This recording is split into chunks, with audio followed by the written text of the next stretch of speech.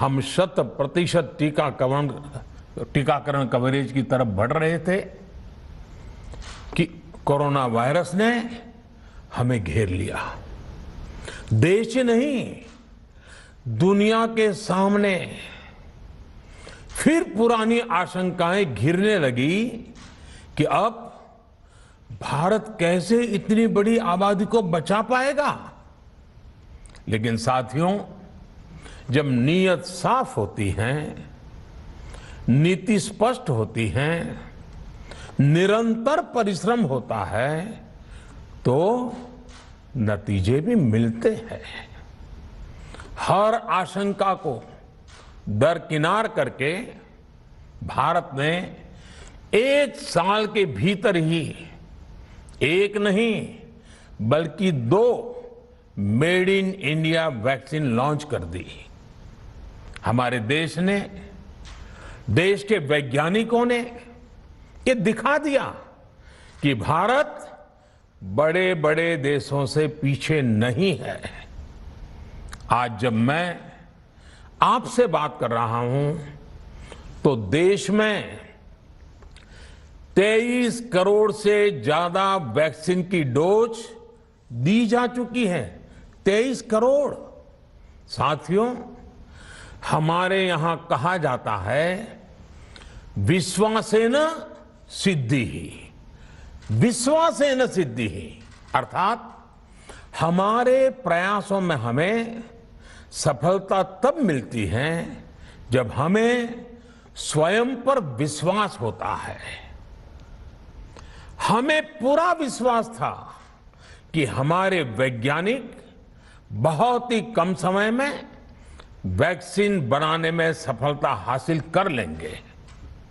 इसी विश्वास के चलते जब हमारे वैज्ञानिक अपना रिसर्च वर्क कर ही रहे थे, तभी हमने लॉजिस्टिक्स और दूसरी तैयारियां शुरू कर दी थी।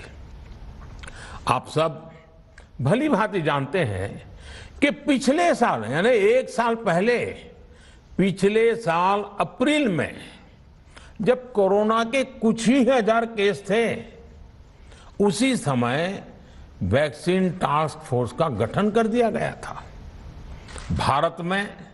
भारत के लिए वैक्सीन बनाने वाली कंपनियों को सरकार ने हर तरह से सपोर्ट किया।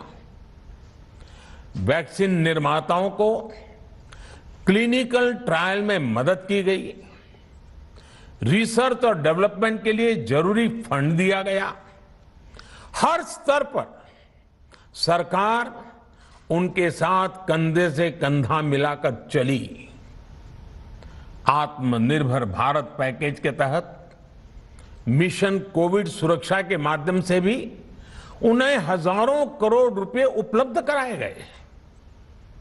पिछले काफी समय से देश लगातार जो प्रयास और परिश्रम कर रहा है, उससे आने वाले दिनों में वैक्सीन की सप्लाई और भी ज्यादा बढ़ने वाली है। आज देश में 7 कंपनियां विभिन्न प्रकार की वैक्सीन का प्रोडक्शन कर रही है। 3 और वैक्सीन का ट्रायल भी एडवांस स्टेज पे चल रहा है। वैक्सीन की उपलब्धता बढ़ाने के लिए दूसरे देशों की कंपनियों से भी वैक्सीन खरीदने की प्रक्रिया को तेज किया गया है। इधर हाल के दिनों में कुछ एक्सपर्ट्स द्वारा हमारे बच्चों को लेकर भी चिंता जताई गई है। इस दिशा में भी 2 वैक्सीन का ट्रायल तेजी से चल रहा है। इसके अलावा अभी देश में एक नेजल वैक्सीन पर भी रिसर्च जारी है। इसे सिरिंज से न देकर नाक में स्प्रे किया जाएगा।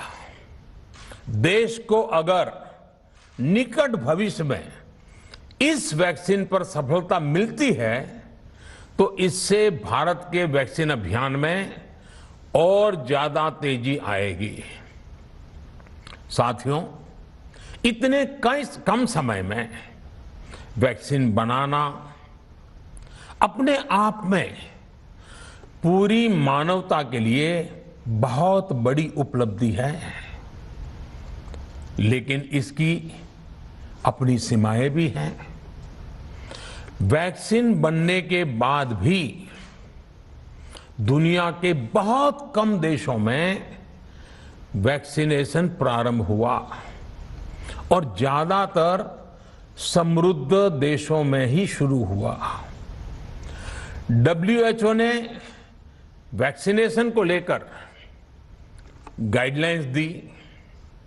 वैज्ञानिकों ने वैक्सीनेशन की रूपरेखा रखी और भारत ने भी जो अन्य देशों की बेस्ट प्रैक्टिसेस थी, विश्व स्वास्थ्य संगठन WHO के मानक थे, उसी आधार पर चरणबद्ध तरीके से वैक्सीनेशन करना तय किया। केंद्र सरकार ने मुख्यमंत्रियों के साथ हुई अनेकों बैठकों से जो सुझाव मिले, संसद के विभिन्न दलों के साथियों द्वारा जो सुझाव मिले, उसका भी पूरा ध्यान रखा। इसके बाद ही ये तय हुआ कि जिन्हें कोरोना से ज्यादा खतरा है उन्हें प्राथमिकता दी जाएगी।